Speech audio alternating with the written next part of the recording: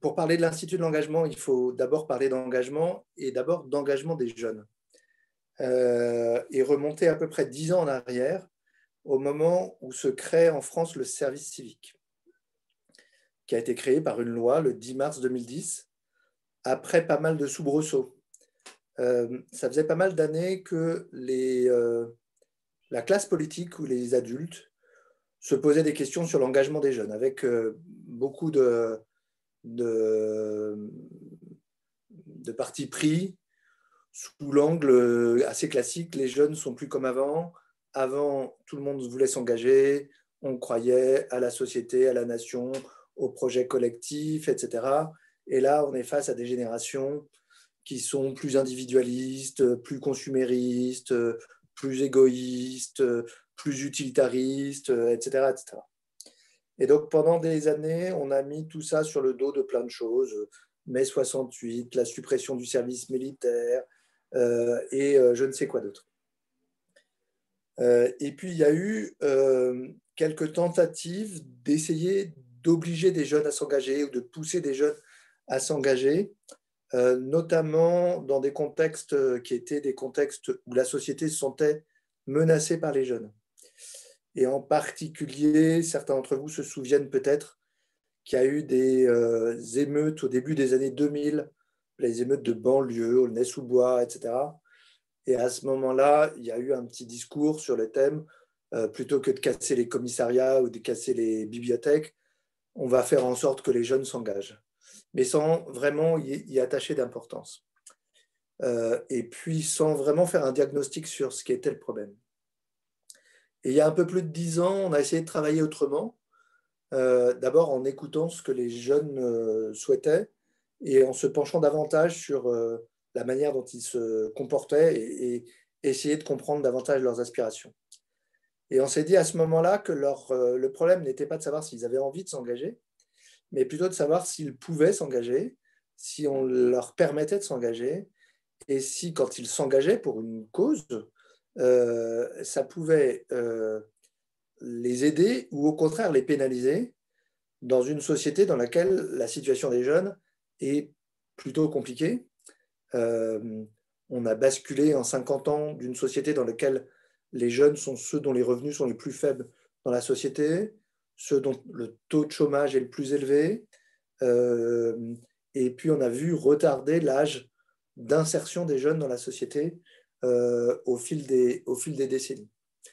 Donc, on a essayé il y a 10 ans de basculer d'un discours qui consistait à dire les jeunes ne font pas tout ce qu'il faut pour pouvoir s'intégrer, donc il faut les forcer à faire quelque chose, à plutôt un discours qui était les jeunes ont des difficultés d'intégration dans la société pour différentes raisons, et on va essayer d'ouvrir largement les portes, plus largement les portes, et partir plutôt du présupposé, à vérifier, mais partir plutôt du présupposé que ces jeunes ont plutôt une notion d'engagement ou une volonté d'engagement qui n'est pas tant que ça inférieure à celle des générations qui les ont précédées. Et ça s'est donc traduit par la création du service civique facultatif, ouvert à tous les jeunes, sans condition autre que la condition de l'âge, en le réservant aux jeunes à l'époque pour qu'il ne soit pas détourné de son objectif, et en permettant de faire donc son service civique auprès d'associations, de collectivités publiques, de fondations, de tout l'univers non lucratif. Et en faisant beaucoup confiance aux différents acteurs, le service civique est une politique publique qui a été construite avec les associations, qu'il s'agisse des grands réseaux associatifs ou qu'il s'agisse des associations qui représentent les jeunes, pour essayer de donc construire un moyen de permettre aux jeunes de s'engager pendant une période qui peut aller jusqu'à 1 an, et pendant une période pendant laquelle on les soutient pour cet engagement, puisqu'on donne une indemnité aux jeunes qui s'engagent, qui est une indemnité d'environ 600 € par mois, qui est un peu l'équivalent du revenu minimum auquel les jeunes n'ont d'ailleurs pas accès, sauf exception quand ils ont charge de famille. On a vu tout de suite que le service civique avait beaucoup de succès, alors que quand on l'a créé un peu sous les quolibets, ça ne marchera jamais, ça n'attirera seulement que quelques catégories de jeunes, etc., etc. Donc il y avait des quolibets dans les deux sens, ceux qui disaient que ça ne marchait pas, ceux qui pensaient qu'on réinventait bêtement le service militaire, ceux qui pensaient, encore une fois, qu'on ne saurait pas mélanger des jeunes d'origine ou de niveau d'études différents. Et en fait, ça s'est très bien passé. La difficulté qu'on avait, c'était d'avoir suffisamment d'argent pour pouvoir prendre en compte tous les jeunes. Suffisamment d'argent parce que pour le reste, ça allait très bien. Le nombre d'associations qui voulaient accueillir des jeunes a augmenté chaque année et était très, très élevé. Et le nombre de jeunes qui voulaient faire leur service civique, il y a 10 ans, on avait un budget pour permettre à 25 000 jeunes de faire leur service civique. On a eu en quelques mois 200 000 jeunes qui se sont intéressés au service civique, qui se sont inscrits sur la plateforme et qui ont manifesté leur envie de faire leur service civique. Et donc le service civique s'est créé, le service civique s'est agrandi et maintenant, il y a à peu près de quoi permettre à 100 000 jeunes chaque année. Une tranche d'âge, une génération, c'est 700 ou 800 000 jeunes. Donc à au moins 100 000 jeunes de faire leur service civique chaque année. Le service civique a été créé. On a créé une agence pour piloter le service civique en lien avec tous les organismes, des milliers d'organismes qui accueillaient chacun entre 2 et 2000 jeunes pour les plus grands. Et en voyant comment se passait le service civique, on a vu que grosso modo, ça se passait souvent bien, la plupart du temps très bien, qu'on parvenait à ce que des jeunes trouvent le sens, confiance en eux, etc. Se fassent beaucoup de bien en faisant leur service civique, se révèlent de remarquables engagés volontaires pendant leur service civique, et ceci, quel que soit leur cursus, quel que soit leur niveau de diplôme. Qu'effectivement, il y avait beaucoup de jeunes qui faisaient leur service civique après avoir raté un CAP, raté le bac, abandonné une première année d'université ou une première année d'études supérieures, faisaient leur service civique, se révélaient pendant leur service civique et avaient des aptitudes qui n'étaient pas les aptitudes qui étaient marquées sur leur curriculum vitae. Et donc, dès la création du service civique, on s'est dit qu'il fallait qu'on active une idée qui était en filigrane au moment de la création du service civique, mais qui était de permettre de valoriser leur engagement. De valoriser leur engagement de 2 manières. D'abord, que leur engagement direct pendant leur service civique soit utile à la société, qu'on continue à ce que les missions assurées par les jeunes en service civique soient très utiles.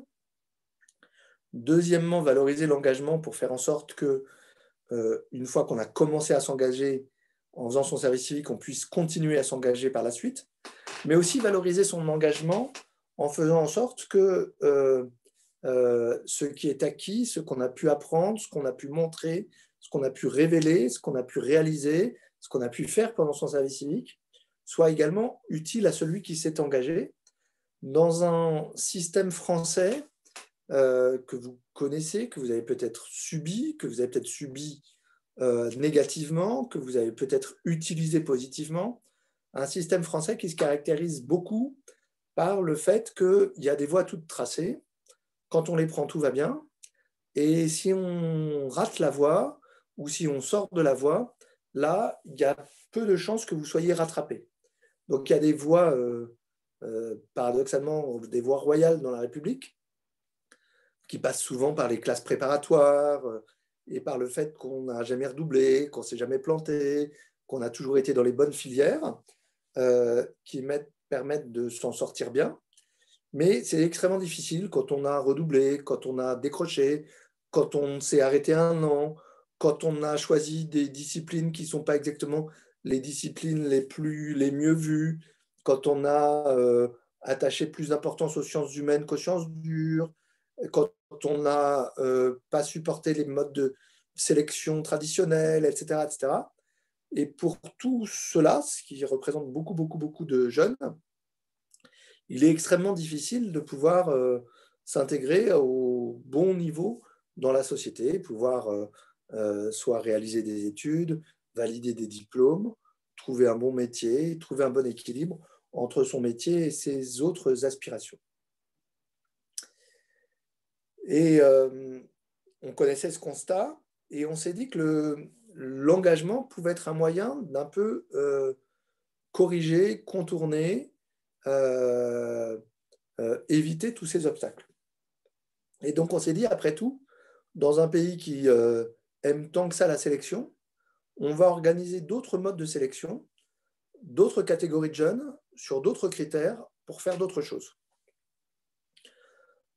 Autre catégorie de jeunes, de prendre les jeunes non pas en fonction de leur réussite académique ou de leur origine, mais de les prendre en fonction de leur engagement. Donc on s'est dit, on va s'intéresser ou s'adresser à des jeunes qui sont engagés soit en faisant leur service civique, soit en étant bénévoles.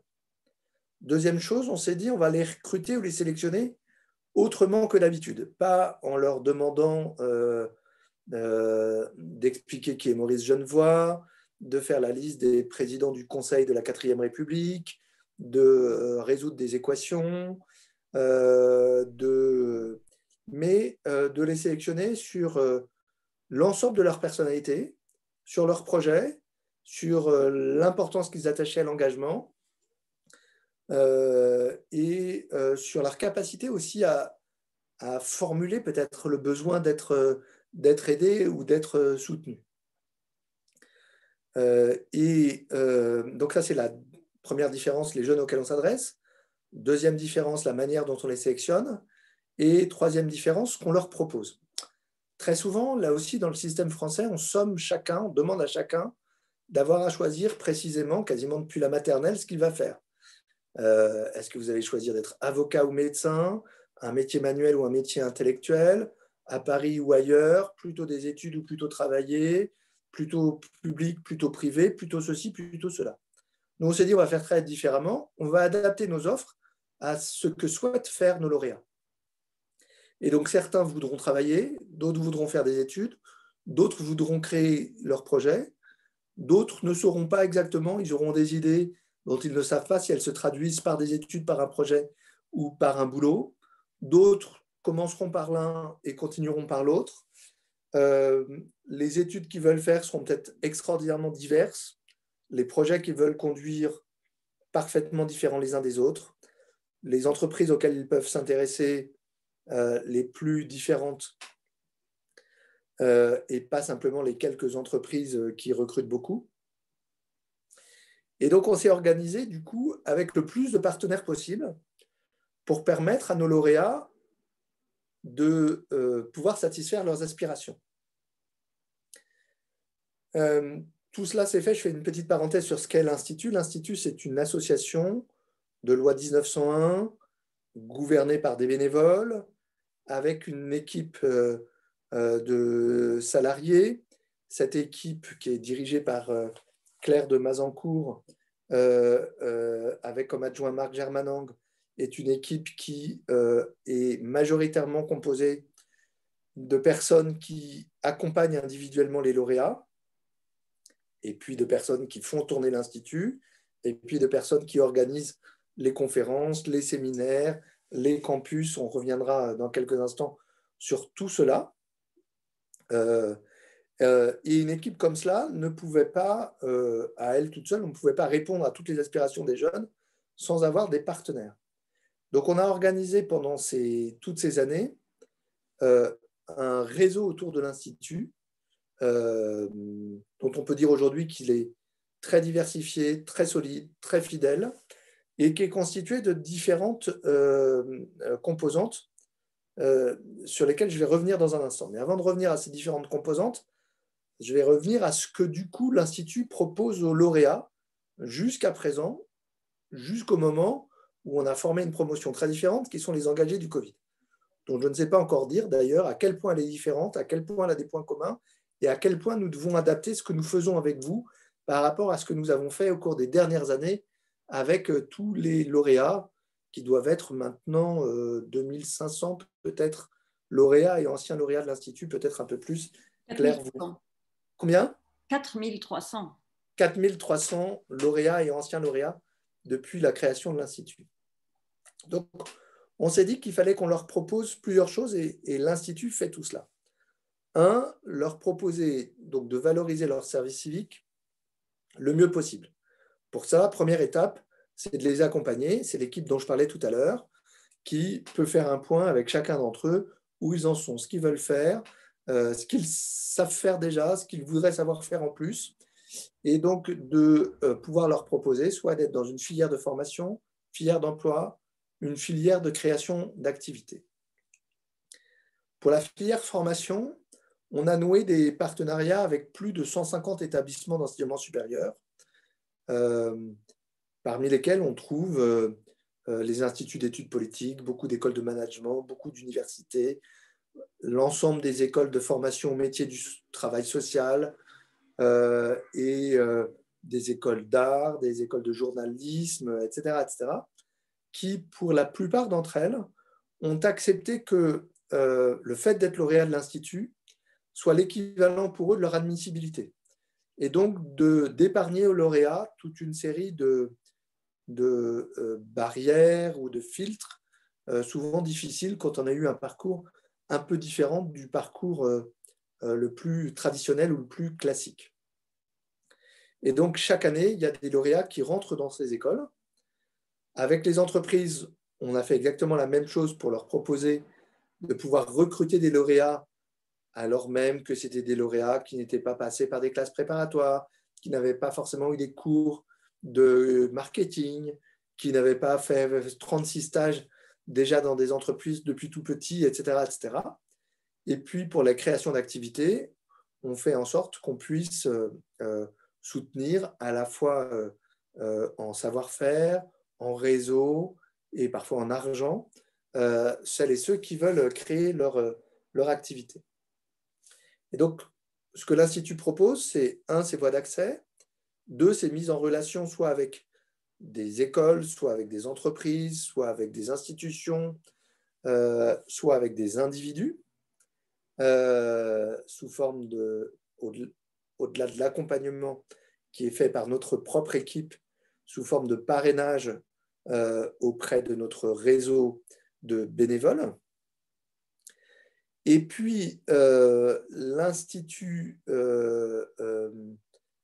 fait en sorte que la promotion, et ça marchait hyper bien avant le Covid, puisse se voir, se retrouver, se mettre en lien, s'épauler, travailler ensemble, animer des ateliers ensemble. Et depuis la création de l'Institut, on a dû organiser ce qu'on appelle les universités de l'engagement, à peu près 35, donc 4 ou 5 chaque année, où tous les lauréats se retrouvent dans un même lieu pendant plusieurs jours et ont des conférenciers, des ateliers.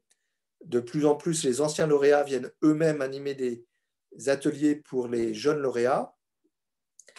Et c'est une occasion à la fois d'avoir une ouverture d'esprit, puisque nos conférenciers vont des cinéastes au prix Nobel, des économistes aux scientifiques, des créateurs d'entreprises jusqu'aux grands entrepreneurs en passant par les entrepreneurs sociaux, de gens qui sont engagés dans leur ville, dans leur pays, à l'étranger, qui ont écrit des livres, qui ont fait des films, qui ont sculpté, etc., etc. Et c'est à chaque fois l'occasion de discussion, d'échanges, d'idées et de relations, à la fois entre les lauréats et nous, entre les lauréats et les intervenants, qui permettent de donner corps à leur projet. On organise aussi, on soutient les lauréats qui ont besoin d'être soutenus, donc non seulement avec du parrainage, non seulement avec de l'accompagnement, non seulement avec de l'orientation, non seulement avec de la mise en relation, mais parfois avec des bourses instituts qui peuvent venir compléter les bourses ou l'absence de bourses dont ils bénéficient par ailleurs. Donc en disant ce qu'on fait, ça vous permet de montrer sur qui on s'appuie et quels sont nos partenaires. Nos premiers partenaires, ce sont les bénévoles qui contribuent. Donc je disais qu'il y avait ceux qui administraient l'Institut, il y a ceux qui font les jurys de l'Institut, il y a ceux qui font le parrainage, il y a ceux qui nous ouvrent des portes, il y a ceux qui participent à nos universités. Personne ne se fait payer pour participer à nos universités. Et donc, on a quelques milliers de bénévoles. On est assez fiers dans les choses qu'on a réussi à faire en sorte que le budget mécénat est aussi important que le budget en argent. On a à peu près un budget de 3 millions d'euros qui vient essentiellement du mécénat et très peu de l'argent public. Et si on met bout à bout le nombre d'heures de nos bénévoles, ça fait aussi l'équivalent de 3 millions d'euros. Et donc, un écosystème avec l'ensemble des écoles qui est très fort autour de l'Institut. Et beaucoup de lauréats qui réussissent. Les taux de réussite de l'Institut sont très élevés. Et derrière ce qu'on peut faire pour les lauréats, nous avons l'idée que l'Institut de l'engagement peut aider à ancrer plus profondément l'engagement dans notre pays.